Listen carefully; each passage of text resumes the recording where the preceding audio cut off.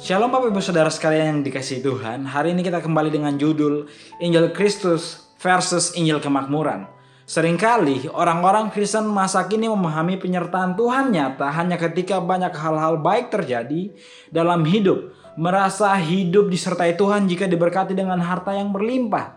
Tidak mengalami penderitaan, kesedihan, kesakitan, ataupun hal-hal yang tidak mengenakan.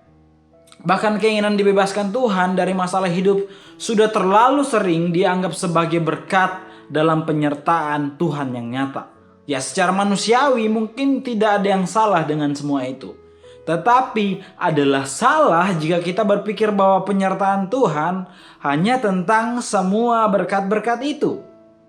Pemikiran seperti ini mulai subur di tengah kita karena sudah terlalu banyak orang-orang yang tidak mengkhotbahkan Injil tentang Kristus, tetapi hanya mengkhotbahkan tentang berkat dan kekayaan melimpah ketika kita mengikut Kristus.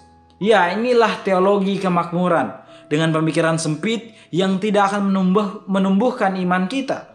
Sebuah cara berpikir yang membatasi cara Tuhan bekerja lebih lagi, yang menilai penyertaan Tuhan hanya tentang berkat-berkat saja, hanya lewat kelimpahan materi dan kebahagiaan yang semu semata. Kita perlu belajar dari Musa dalam memaknai penyertaan Tuhan yang sesungguhnya.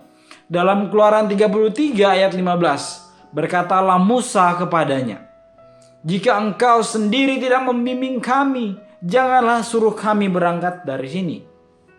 Kata membimbing di ayat ini dalam bahasa aslinya sebenarnya berbicara tentang kehadiran Tuhan yang nyata secara terus-menerus.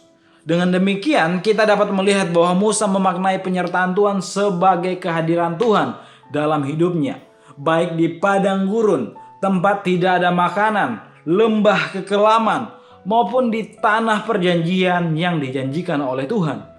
Musa menyadari keterbatasannya sebagai manusia dan betapa pentingnya peran Allah dalam hidupnya.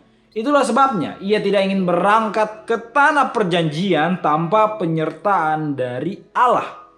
Bagaimana dengan kita akhir-akhir ini? Sudahkah kita setia berjalan bersama Tuhan dalam menjalani hari-hari kita?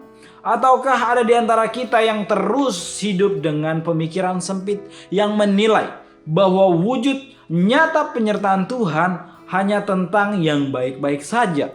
Bagaimana jika Allah ingin menunjukkan penyertaannya yang nyata melalui kehilangan sesuatu ataupun seseorang yang tidak pernah kita bayangkan untuk hilang?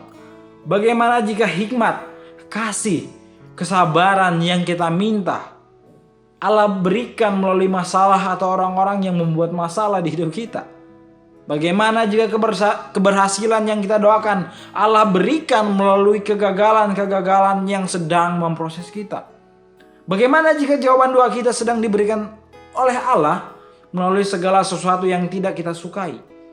Akankah kita tetap percaya dengan Tuhan dan membutuhkan kehadirannya dalam hidup kita? Yang kita perlu pelajari hari ini, orang yang paling diberkati adalah mereka yang tetap berterima kasih kepada Tuhan walaupun keadaan hidupnya terlihat cukup berantakan. Apa yang harus kita lakukan?